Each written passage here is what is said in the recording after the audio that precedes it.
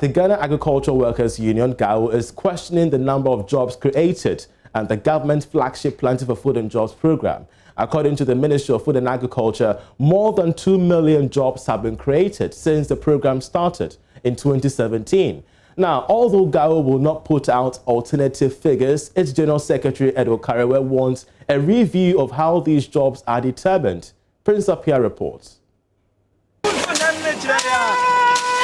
The introduction of Planting for Food and Jobs program was to promote food security, ensure ready markets for produce and provide jobs.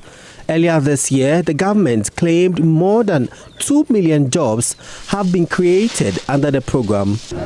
General Secretary of GAWU, Edward Karewe, is however questioning the employment figures. The Planting for Food and Jobs claims to have brought up is creation of jobs. We have been questioning all that, how they determine the jobs and the sustainability of those jobs. Over 2 million to 3 million jobs have been created per the statistics from the Ministry of Agriculture. But we ask ourselves, where are the jobs? Well, we believe that jobs are tangibles and jobs are verifiable. When Ghanaians say they want job, what do they understand? What is their understanding of the ordinary Ghanaian on the street about job? He's not talking about having a job just for one day.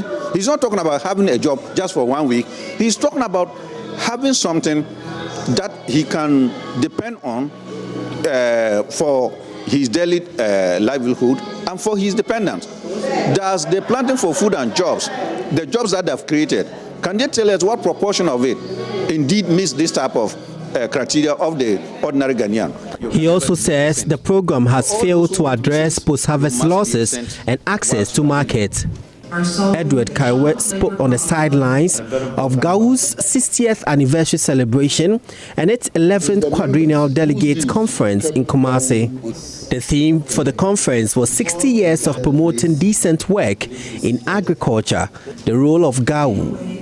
Mr. Karewe observed unbridled importation of food items continued to undermine the efforts of farmers. The program has not been able to actually address the post-harvest losses and also create market for the farmers. Last year, 2019, where rice farmers were left with their produce at the vagaries of the weather in the rains when they had produced and harvested, and there was no market.